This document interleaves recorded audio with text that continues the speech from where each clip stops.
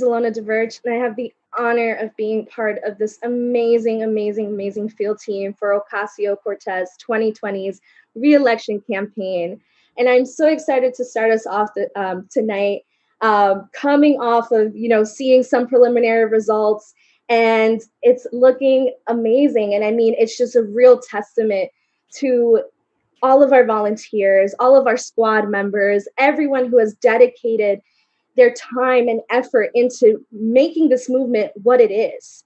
I've heard Alexandria say this herself so many times, right? People say that last year in 2018, it was just a fluke, that Crowley didn't try. But no one is really taking into account the fact that we are building something special here. We are actually investing in communities that usually the democratic process would turn away, right? We are looking to them and saying, you are worthy. We want to hear you. And we're finally giving a voice and a platform to the people that most deserve it. And that is why it's such an honor to work with such an amazing group of individuals who truly believe in this mission, who believe in this overall movement. And I mean, just going over some of our top lines, I mean, we can see that very clearly. We have, in just the short 3 months that we have been live doing our virtual campaign, since the pandemic hit and New York City becoming the epicenter, we have really redirected our campaign efforts to be community first. We have made over 700,000 calls in just 3 months. We have sent over 200,000 texts, checking in on our community members, making sure that they're okay. We have delivered over 4,000 bags of food to New York 14 community members. We have given out 35,000 masks to New York 14 community members. And in just these last 4 days for GOTV, we have been able to droplet and inform voters about 34,251 doors were hit with lit drops, informing voters of where their poll site is and how they can vote and when they should vote. And in total, the squad is big. We have been able to get 8,957 total volunteers part of our team. And I also just want to acknowledge our super volunteers who have been just amazing. In a true grassroots campaign, you have to be able to build people's skill sets up, right? We are a teaching campaign. We love to train and teach our volunteers. And because of the amazing, amazing work of our field leads, our super volunteers have been handling all of our GOTV phone banks. And I want to acknowledge that they have not only broken our phone call record, not only once, not only twice, but 3 times. And that is completely volunteer led. So it is just such an honor to work with everyone on this team and to be part of this movement with you all. And I'm just so incredibly proud of the work that our team has put in and really excited to see these official results. But all in all, we know that we are doing the work and that the community is with us. And that is all we can ever ask for. So again, my deepest gratitude to all of you who are listening in right now. Even if you don't, if you've never participated in politics, if you don't know what this is, if you have, seen politics as a bad thing, just know that we have a movement that's actually putting people first, that is actually hearing people out. And we want to be able to grow this movement even more and invite you all into our family. So without further ado, I'm going to give it to our amazing data director, Nick, who is going to go over some top lines. But thank you all so, so much for tuning in. And thank you to all the amazing volunteers who have helped us out throughout these past couple of months. So thank you. Thanks, Ilona. Hi, everyone. I'm Nick. I'm the data director. I want to first thank Ilona for all of the hard work that the field team has put in. She gave you some really great top lines about the inputs, the hard work that the campaign has put in. And what we get out of it are the results. And so I know everybody's curious, where are we right now? Let's just start with the basic thing. Currently, the AP is reporting that almost 28,000 votes have been tallied. Just for context, in 2018, about 30,000 votes were cast in that congressional primary, and we still have votes to cast. And that doesn't even count the absentee votes. It doesn't even count the early votes that have happened.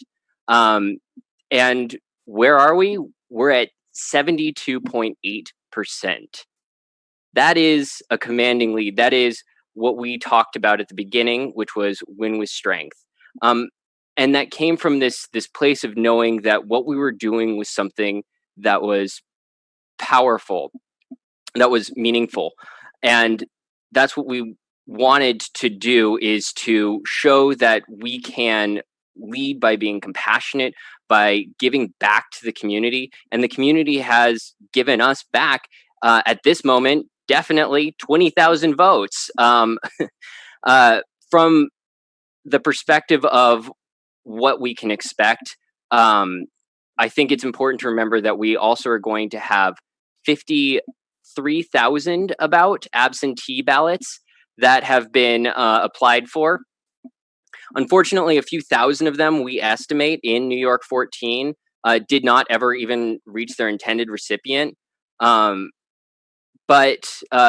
nonetheless, that still means that there are, if you're doing the math at home, more absentee ballots out than votes that we think potentially have been cast for this election. So while we have 72%, 72.8% current vote total for us, I think it's important to note that more than half the votes likely still need to be tallied. So it is possible that even though tonight we may end with a very commanding lead, we still need to count those absentee votes. The good news is that, again, with outputs and inputs, we focused really heavily on making sure that the people that we did reach out to knew that there was a safe way to vote by mail by using this absentee vote system. And we also made sure to identify them. From what we understand from our internal numbers, we are expecting that the results will look very much the same. So I think the data people are fun to hang out with, but not the reason that you're here for this. So I think I'll leave it there again, noting that we have more precincts to count. The night is still young, but it's looking very good for us right now. And then I will hand it over to the illustrious Congresswoman, Alexandria Ocasio-Cortez. Thank you so much, Nicholas. And, I think I just kind of want to start out by saying thank you to every single person that was a part of tonight's victory. Huge, huge thank you to Alona, who's championing our field team, that captained our field team. As we know from the very beginning, we have been a field-centric campaign. We are all about creating community and making sure that people feel seen and heard in person. And Alona is just such a gifted and talented leader. And I'm so grateful that she has led our team on that way. Of course, right along there with digital, along there with field, we have digital. And Nicholas, I can't thank you enough for just leading an absolutely cutting edge data team and a data operation that we have. I think that data is one of those things that you really need to lift the hood on a campaign to see, but we have just one of the most sophisticated and powerful engines, I think, when it comes to data, certainly on a congressional level. And of course, every single person that has phone banked, that has donated, that was out there in the streets, that have given hours of their time, or just sat down and had kitchen table conversations with your parents or your family about issues like Medicare for all, or a Green New Deal, or a more just immigration system that works for all of us. You are the reason why this victory is here tonight. And this victory was extremely important. Alona alluded to it earlier, but when we won in 2018, we were called a fluke by politicians, by media, by so many people that are kind of tend to be part of this more powerful establishment. And we were deemed a fluke. We were deemed an accident. I saw sophisticated analysis that I won because of my last name, and frankly, that had an impact, I think, on my entire first term, where people were saying, all the time, are you sure you really want to go out and take a risk on taking these bold stances? You might get primary. Your first reelection is always the hardest. Are you sure that your district wants this? And every single time I had to recenter myself and ask myself, why am I here? And what am I here for? And I always knew that I ran, and I always knew that we are all here, that we are running here together as a movement to advance what is important and to stand up for the right thing, even if standing up for the right thing is the hard thing to do. And what you all did tonight in making 56 or 53,000 phone calls today alone in our district, over 700,000 over the course of this campaign, knocking thousands of doors and contributing, our average donation being about $23 or $24 a piece. What you all have shown is that a people's movement here is not an accident. It is a mandate. It is an absolute mandate. And this puts us, and it absolutely strengthens us. It's not just about winning or losing, but so much of this is about how you win. And to win, and there are many votes that have yet to be counted, but some of the early results that we've seen have us at about 70 to 72%. To win with that kind of mandate is transformative. And it tells us that our policy positions are not an accident. It's exactly what our community has been waiting for. And it's the kind of leadership that our state and our country has been waiting for. And so I just want to thank each and every one of you for being a part of it, for showing that we can show up in the streets, we can show up in the workplace, and we can show up in the ballot box for transformational change. And we do not have to settle for crumbs. We do not have to settle for a corporate, hand on democratic policies. And it's also, I think it's also important to say that this challenge was not a small challenge. Millions of dollars were put in to unseat me in this primary election. Millions of dollars.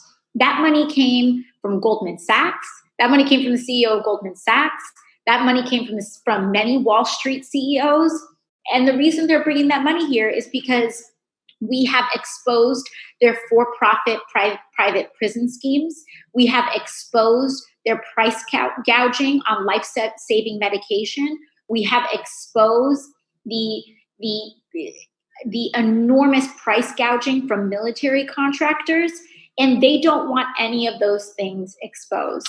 And so they decided to dump in millions of dollars to try to insert a corporate candidate that is accountable to them instead of being accountable to everyday people.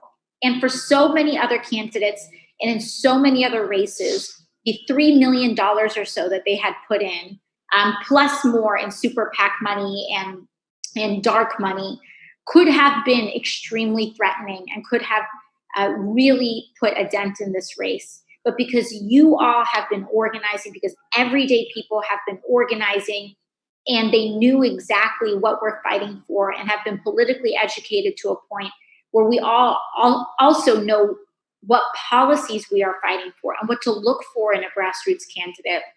I believe that we have successfully fought against that in a resounding and decisive way. And so again, we're still waiting for many of the tabulations to come in, but the early results tonight are extraordinarily strong.